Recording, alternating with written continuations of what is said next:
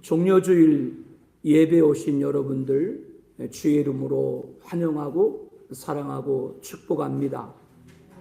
오늘은 예수님께서 십자가에 죽으시기 위해 스스로 나귀 새끼를 타시고 예루살렘에 입성하신 날입니다.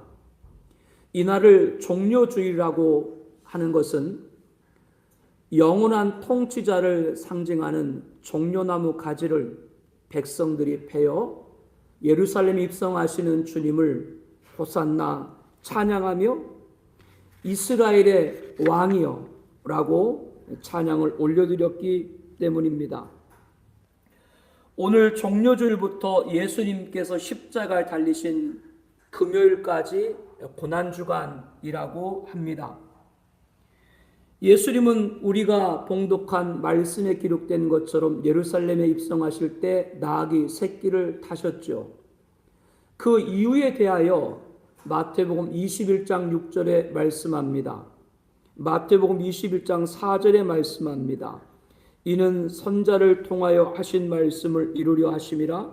일러스되 시온 딸에게 이르기를 내 왕이 내게 임하나니 그는 겸손하여 나귀 곧 멍에 매는 짐승의 새끼를 탔도다 하라. 이 말씀은 시온에 따라 크게 기뻐할지어다. 예루살렘에 따라 즐거이 부를지어다. 나귀를 타시니 나귀와 작은 것 곧 나귀 새끼니라. 구약 스가랴 9장 9절 말씀을 인용한 겁니다. 즉 구약에 예언된 메시아가 나귀 새끼를 타고 오실 것을 그대로 예수님께서는 성취를 하신 것이죠. 인류의 구원자로 오신 그리스도 왕께서는 나귀 새끼를 타고 오셨습니다. 세상에 황제같이 화려하고 치장하고 위험 있는 백마를 타고 오신 분이 아닙니다. 예수님은 인류의 왕이시지만 나귀 새끼를 타시고 오셨습니다. 이것은 우리에게 두 가지 사실을 알려주고 있습니다. 만약에 2000년 전에 오신 예수님께서 세상에 황제같이 오셨다면 그분은 우리의 왕이 아닙니다. 그러면 왜 나귀 새끼를 타고 오셨는가? 2000년 전 오신 예수님께서는 우리 죄를 대속하기 위해서 십자가에 죽으시는 고난자와 구원자로 오셨기 때문이죠. 그러므로 예수님은 왕으로 예루살렘에 입성하시는데도 우리에게 구원을 주시기 위해 고난을 받아야 됐고, 그러므로 겸손하여 나귀 새끼를 타고 오신 것이죠. 예수님은 어떤 왕이세요? 겸손하신 왕입니다. 그는 외치지 아니하며 목소리를 높이지 아니하며 그 소리를 거리에 들리게 하지 아니하며 이사야 42장 2절 말씀같이 세상의 왕들같이 요란하게 오시는 분이 아닙니다. 하나님께서 아들 예수에게 맡기신 그 십자가의 길을 묵묵히 겸손하게 끝까지 가신 분이라고 하는 겁니다. 이렇게 겸손의 왕 예수님, 이 종려주일을 맞이하기 전날에 예수님은 제자들에게 너희도 아는 바와 같이 세상에는 통치자, 왕들이 백성들을 강제로 지배하고 높은 사람들이 백성을 권력으로 내려 누른다라고 하시면서 왜 제자 너희들도 그와 같이 세상의 권력, 영의정, 좌의정 권세를 갖고 백성을 강파르더니라 나무라시면서 너희 중에는 그렇지 않아야 된다 라고 말씀하시면서 누구든지 크고자 하는 자는 너희 중에 섬기는 자가 되라 그렇게 말씀을 합니다. 너희 중에 누구든지 으뜸이 되고자 하는 자는 너희의 종이 되어야 된다 이렇게 말씀을 하십니다. 천국에서 큰 자가 되려면, 으뜸이 되려면 섬기는 자가 되어야 한다는 것이죠. 어느 정도 섬겨야 되는가? 종으로 낮아져야 된다 라고 말씀을 하는 겁니다. 이것이 천국에서 큰 자가 되기를 바라는 우리를 향한 예수님의 마음이시고, 예수님이 먼저 나귀 새끼를 타심으로 그 본을 보여주셨고, 그 마지막은 낮아짐에서 더 낮아질 데가 없는 십자가의 죽으심이었던 겁니다. 예수님께 대하여 예언을 하고 있습니다. 크게 기뻐할저다 즐거이 부를저다. 보라, 내 왕이 내게 임하시나니 그는 공의로우시며 구원을 베푸시며 겸손하여 나귀를 타시니 나귀의 작은 것 곧 나귀 새끼니라. 구약의 말씀입니다. 그러므로 예수님께서는 마태복음 20장 28절에 그 예언한 대로 자신을 이렇게 말씀을 하고 있죠. 인자가 온 것은 섬김을 받으려 함이 아니라 도리어 섬기려 하고 자기 목숨을 많은 사람의 대속물로 주려 함이라. 예수님께서 장차 재림하실 때는 백마를 타고 오십니다. 지금 세상의 황제들이 백마를 타고 권위를 나타내는 것은 재림할 예수님을 흉내내는 거예요. 백마는 평화를 상징합니다. 지난 역사에, 오늘 역사에, 장차 역사에 세상의 군환들이 평화를 상징하는 백마를 탄다고 세상 군환들이 세상에 평화를 가져올 수 없습니다. 세상에 평화를 가져오실 수 있는 분은 다시 오실 예수님인 줄로 믿습니다. 예수님은 2000년 전에는 구원자와 고난자로 오셨기 때문에 겸손함으로 나귀 새끼를 타고 오셨지만 종말에 다시 오실 예수님은 승리자와 심판자, 만왕의 왕으로 오시기 때문에 백마를 타고 오시는 것이죠. 그날 예수님 다시 오는 그날 이르기 전까지 겸손하신 주님이 달리신 십자가의 대속의 은혜는 지금도 계속되는 줄로 믿습니다. 그 은혜 안에 우리가 사랑하는 중반이들이 함께하기를 원합니다. 그러므로 우리도 주님이 오시는 그날까지 겸손히 아버지 하나님의 뜻을 따른 예수님과 같이 겸손히 하나님의 뜻을 따라야 될 줄로 믿습니다. 예수님은 어떤 분이시라고요? 나귀 새끼를 타시고 예루살렘에 입성하신 겸손하신 왕입니다. 하늘의 영광 보좌를 버리신 겸손입니다. 그렇다면 우리도 나귀 새끼의 주인같이 주가 스시갔다라고 할 때 기꺼이 내어드리는 겸손을 섬김을 축복합니다. 제자들은 예수님 말만 듣고 주인에게 아무런 고지 없이 그냥 나귀 새끼를 고삐를 풀어가지고 데려왔었죠. 그런데도 주인은 주가 쓰시겠다고 하자 아무런 대응을 하지 않고 예수님이 타실 수 있도록 자기의 나귀 새끼를 기꺼이 내어 드렸습니다. 왜 그렇게 했을까요?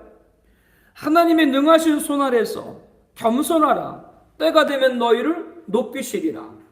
하나님은 아들로서 아버지 하나님의 뜻을 겸손하게 십자가에서 이루신 예수님을 하나님이 정하신 때 종말에 백마를 타고 승리자, 심판자, 만왕의 왕으로 임하게 하실 줄로 믿습니다.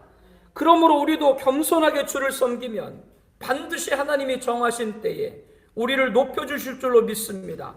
그렇다면 나귀 새끼를 주님께 아무런 말 없이 드린 주님처럼 저와 여러분들이 겸손하여 기꺼이 내어드릴 수 있는, 주님이 원하시면 기꺼이 내어드릴 수 있는 은혜가 이 종려주일에 있기를 주 이름으로 권면합니다.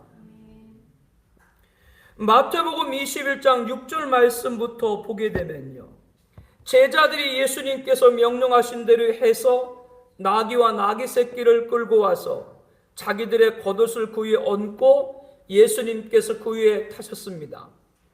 지금 밧베가에 계신 예수님께서는 예루살렘까지 1.5km 정도 거리가 있는데요, 주님을 맞으러 온 무리들이 대다수가 겉옷을 길에 펴고 다른 이들은 종려나무 가지를 베어서 길에 펴놓았습니다. 대통령과 국빈 등 전용기로 트랙에서 내릴 때 붉은색 양탄자 위를 걸으며 좌우에 도열한 이들의 환영 인사를 받지 않습니까? 그러나 그와 대조적으로 예수님께서는 겸손하게 나귀 새끼를 타셨고 그를 맞이하는 백성들도 자신의 겉옷과 종려나무 가지를 길에 깔았죠. 어쩌면 나귀 새끼를 타신 그 주님의 겸손과 그를 맞이하는 그들도 겸손의 모습으로 조화를 이룬다라고 할 수 있겠습니다. 예수님은 앞에서 가고 뒤에서 따르는 무리가 소리 높여 호산나 다윗의 자손이여 찬송하리로다. 주의 이름으로 오시는 이여 가장 높은 곳에서 호산나. 주의 이름으로 오시는 이 곧 이스라엘 왕이시여 소리치며 환영했습니다. 예수님께서 예루살렘에 들어가시니 금세 온 성이 소동해서 이는 누구냐? 여기저기서 묻는 자들이 무리가 갈릴리 나사렛에서 나온 선지자 예수라고 답을 했습니다. 예수님이 태어난 곳은 어디예요? 베들레헴입니다.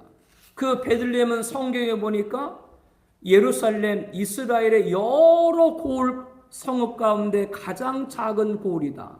예수님이 자란 동네는 어디세요? 나사렛입니다.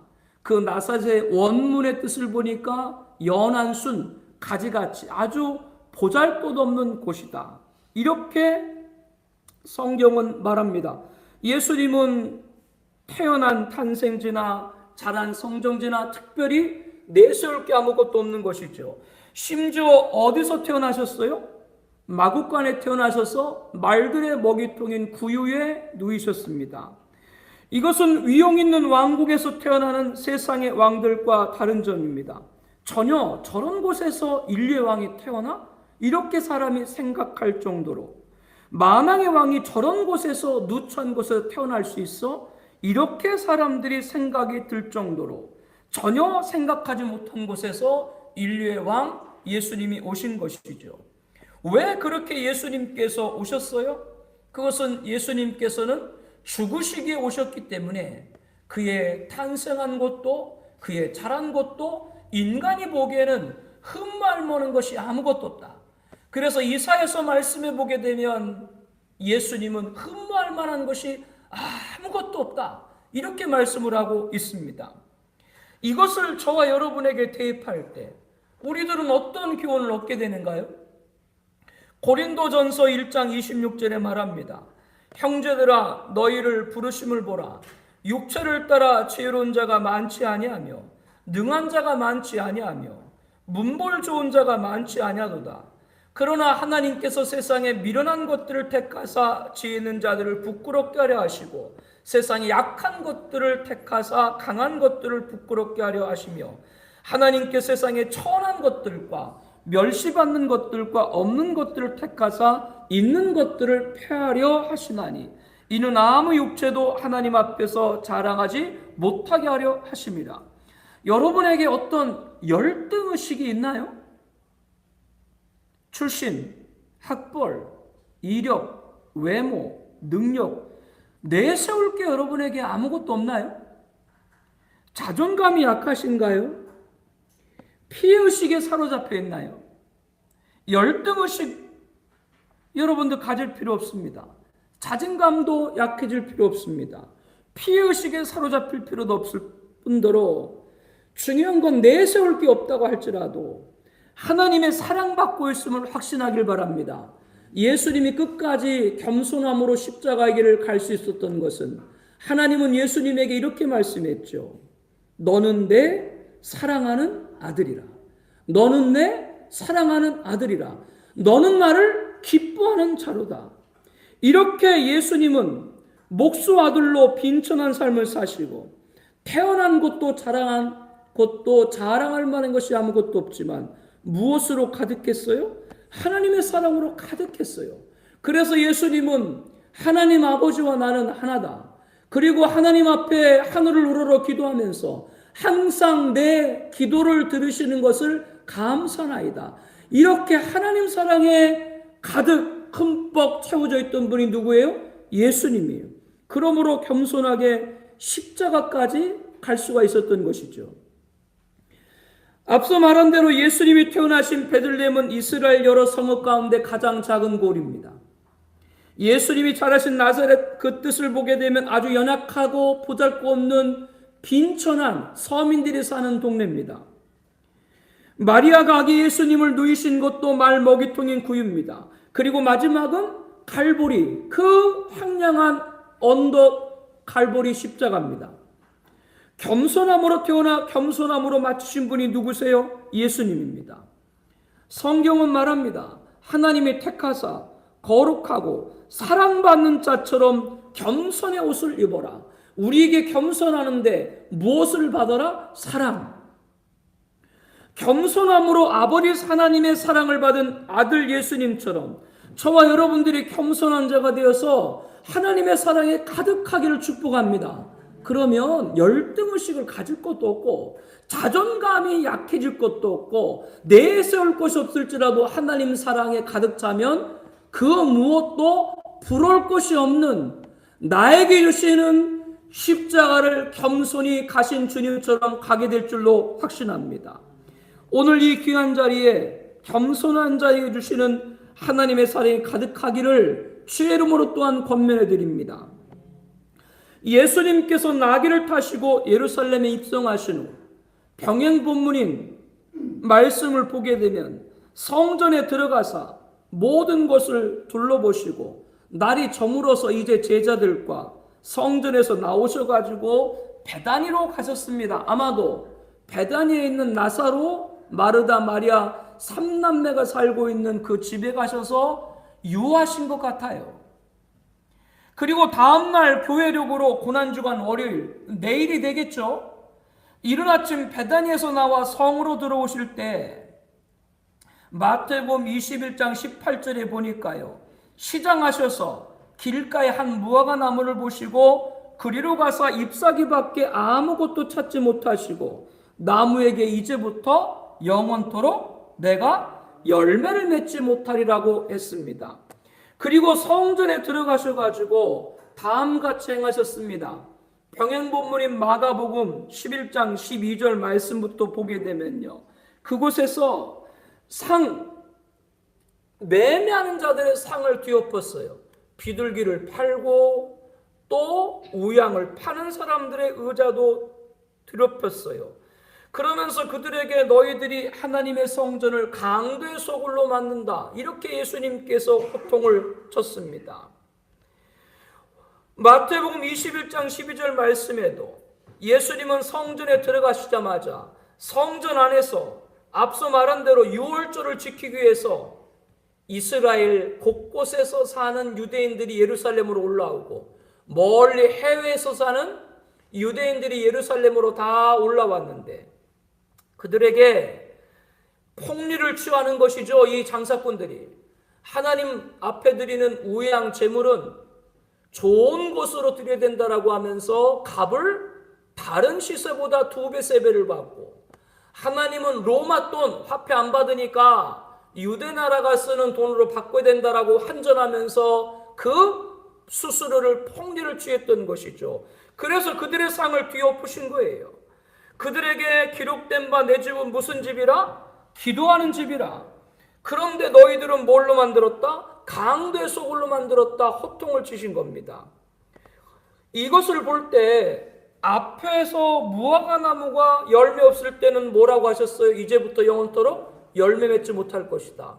그리고 이 환전상들과 매매하는, 짐승을 매매하는 자들의 상을 뒤엎으시고, 지금까지 예수님은 겸손하신 분인데 이런 과격한 행동을 보고 조금 대치되지 않나, 그런 생각이 들 수 있습니다. 여기서 우리들이 알아야 될 것은 무화과 나무는 이스라엘을 상징을 합니다. 그런데 그 무화과 나무 잎사귀만 무성같이 이스라엘은 유월절을 지키기 위해서 예루살렘에 찾아온 그런 신앙의 모양은 있었지만 무화과 나무가 열매 없는 것 같이 이스라엘은 유월절을 자기들 한몫 챙기려고 하는 그런 장사 속으로 변질시킨 신앙의 열매가 없었던 것이죠. 신앙의 뭐는 있으나 모양은 있으나 신앙의 열매 없는 것을 그들에게 그 사건을 통해서 깨우쳐 주시고자 했던 겁니다. 주님은 열매 없는 무화과 나무를 저주한 것처럼 매매하는 자들과 돈 바꾸는 자들을 몰아낸 것입니다. 주님은 성전에 잊지 말아야 될 것, 성전에 있어서는 안 되는 것들, 방금 말한 그 매매상과 환정산들을 쫓아버린 거예요. 나귀 새끼를 타신 예수님이 겸손했다가 폭력으로 변한 것이 아니라 사람들이 성전을 더럽히자 그 성전에 더럽히는 것들 쫓아버리고 정화하신 것이죠. 성전은 누가 임재하는 곳이에요? 하나님이 임재하는 겁니다. 성전을 더럽히는 것은 하나님께 불순하는 겁니다. 너희가 하나님의 성전이라고 고린도전서 3장 16절에 말합니다. 오늘날 예수님 오신 이후에 누가 성전이에요? 예수님을 믿는 저와 여러분들, 우리가 교회요 성전인 줄로 믿습니다. 그러므로 하나님이 성전을 더럽히면 그 사람을 멸하시리라. 하나님의 성전은 거룩하니 그도 그러라 라고 고린도전서 3장 17절에 말씀합니다. 성전을 더럽히면 안 된다. 오늘날의 성전은 누구라고요? 성도입니다. 성도를 더럽혀서는 안 되는 것이죠. 본문에서 성전에서 매매하고 돈 바꾸고 이렇게 자들과 같이 성전을 수단으로 여기는 자들은 내쫓습니다. 그러므로 오늘 또 성전은 성도인데, 오늘날 성전은 성도인데 성도들을 수단으로 보면 안 돼요. 교회를 처음 시작을 했을 때 얼마 안 돼서, 교회 나온 지 얼마 안 되신 분인데, 새신자를 전도해서 왔어요. 그러니까 얼마나 기특해요. 근데 예배를 드리고 났는데 앞서 말한 그분이 데리고 온 분이 목사부터 시작해가지고 성도님들을 일렬로 줄을 세우더니 무슨 검사를 쭉쭉쭉쭉쭉 해. 그러더니 나름대로 처방을 하더니 이러이러한 약을 사야 된대. 다음 주 그분 왔겠어요? 안 왔겠어요? 다음 주 그분 왔겠어요? 안 왔겠어요? 다음 주 안 왔어요. 자기 목적을 위해서 오늘날 성전인 성도를 수단으로 삼아서는 안 됩니다. 성도에게 불순한 것은 주님이 멸하시리라고 고린도전서 3장 17절에 말씀합니다.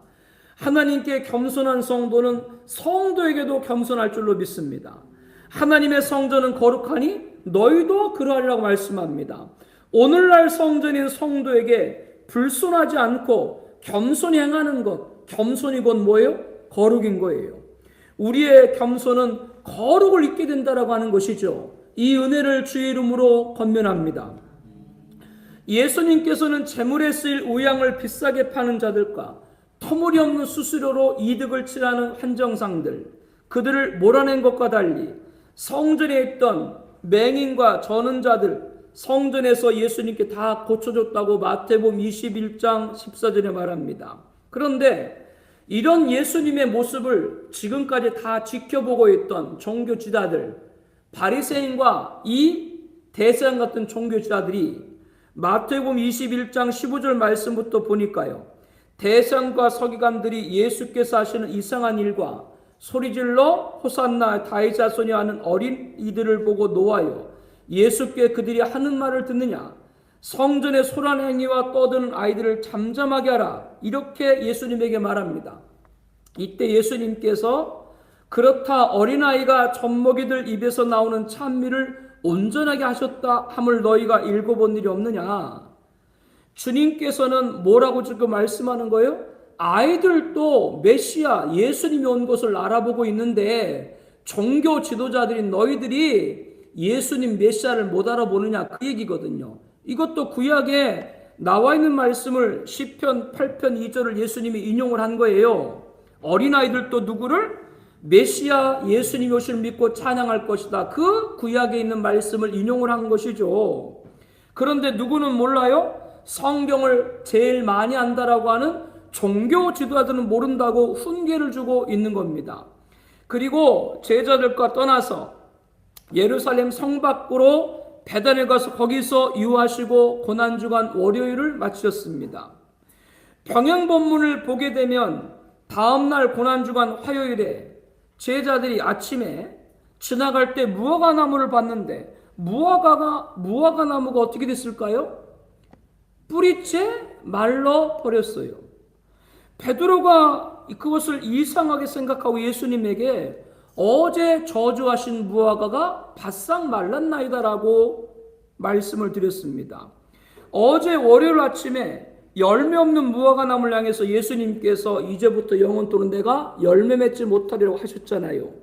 그대로 무화과 나무가 어떻게 된 거예요? 마른 것이죠.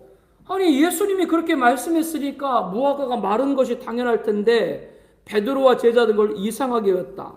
그래서 이상하게 여겨서 마태복음 21장 20절에 보면 제자들이 보고 이상히 여겨 이르되 무화과가 어찌하여곤 말랐나이까? 답은 간단하죠. 답은 아주 당연합니다. 주님이 명령한 대로 그렇게 된 거죠. 그러면서 예수님께서 이어서 말씀합니다.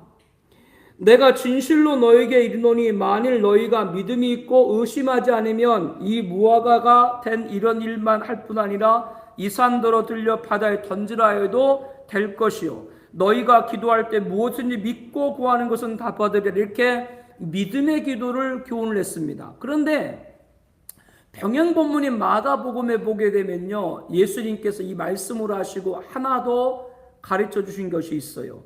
마가복음 11장 25절입니다.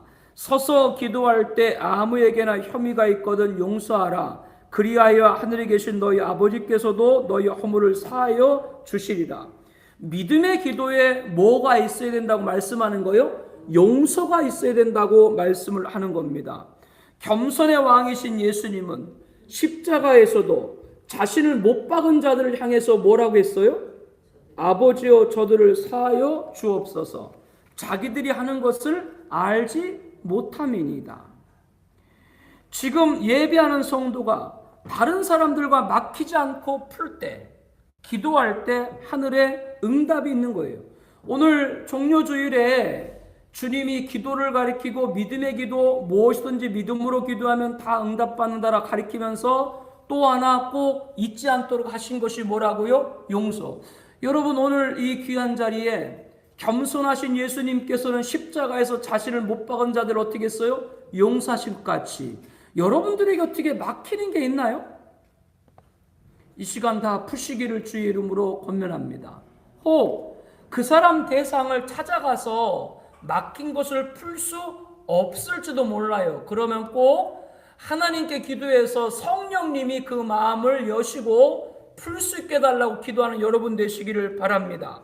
이 성도들에게 겸손하신 주님의 용서가 오늘 저와 여러분들에게도 이 겸손한 용서가 있기를 주의 이름으로 또한 권면합니다.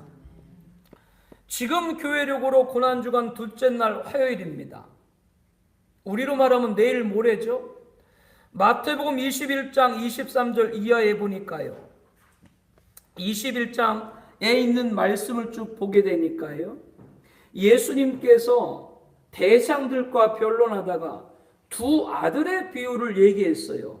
그 비유 우리 함께 읽어볼까요? 28절입니다. 너희 생각에는 어떠하냐? 어떤 사람에게 두 아들이 있는데 마다에 가서 이르되 예 오늘 포도원에 가서 일하라니 대답하이르되 아버지여 가겠나이다 하더니 가지 아니하고 둘째 아들이 가서 또 그와 같이 말하니 대답하되 이르되 실소이다 하였다가 그 후에 뉘우치고 갔으니 그 둘 중에 누가 아버지 뜻대로 하였느냐? 이르되 둘째이니라. 예수께서 그들에게 이르시되 내가 진실로 너에게 이르노니 세리와 창녀들이 너희보다 먼저 하나님 나라에 들어가리라.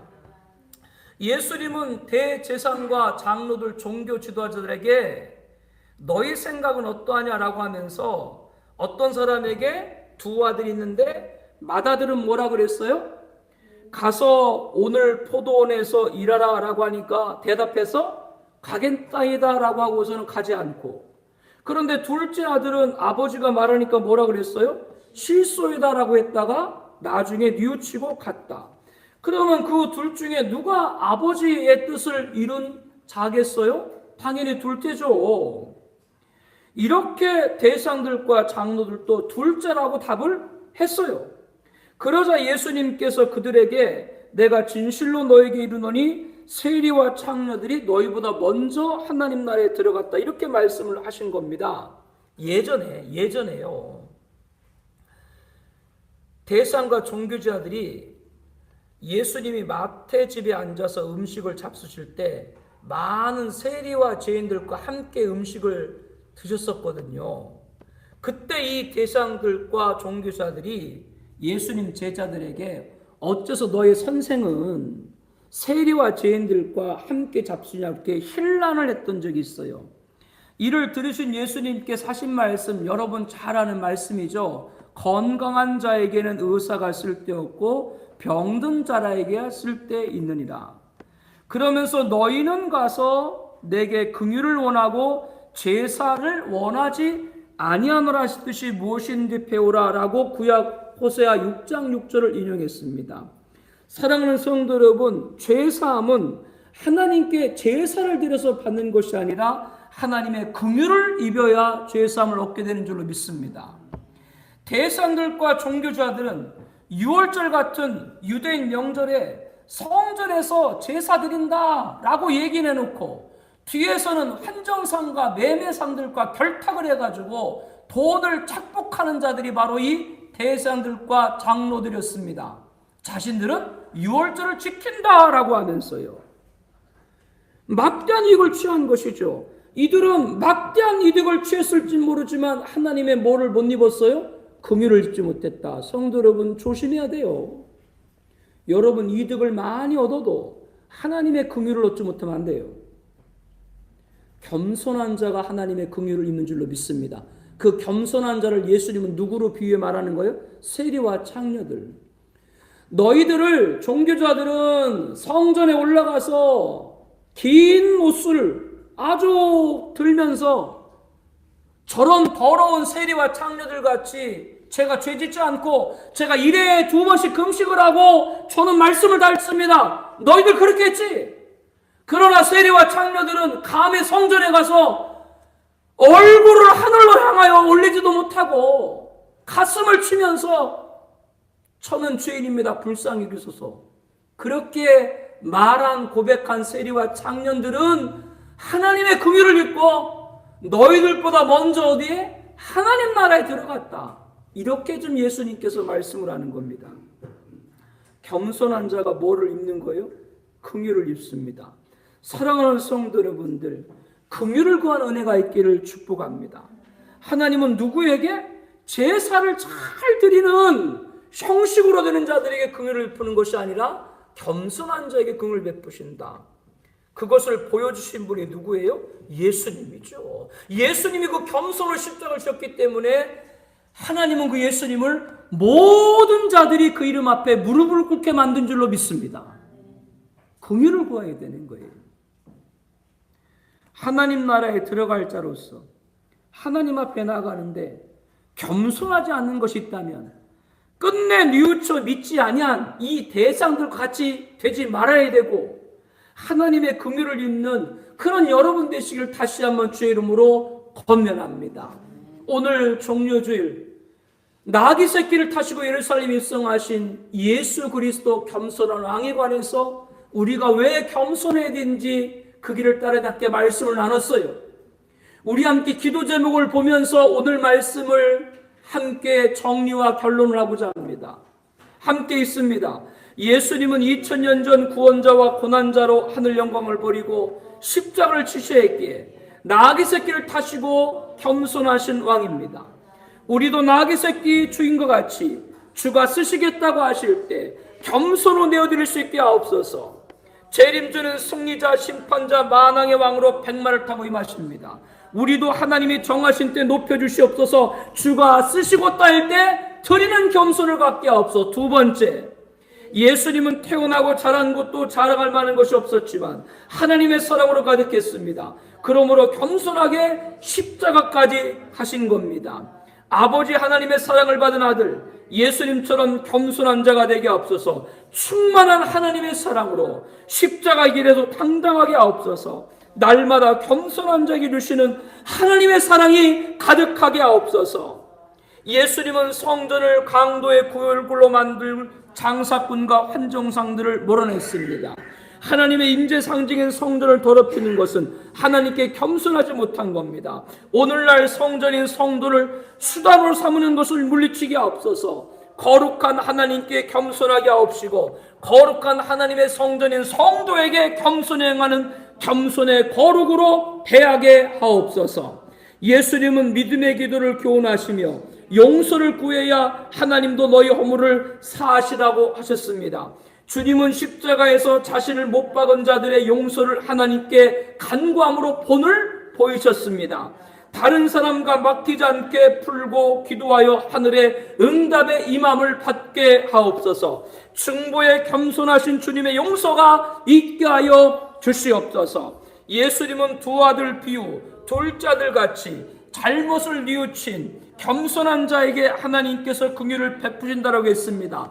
하나님 나라에 들어가는데 겸손하지 않는 것을 버려버리고 뉘우쳐 하나님의 긍휼을 있는 자가 되게 하여 주시옵소서. 우리 함께 통성으로 기도하겠습니다.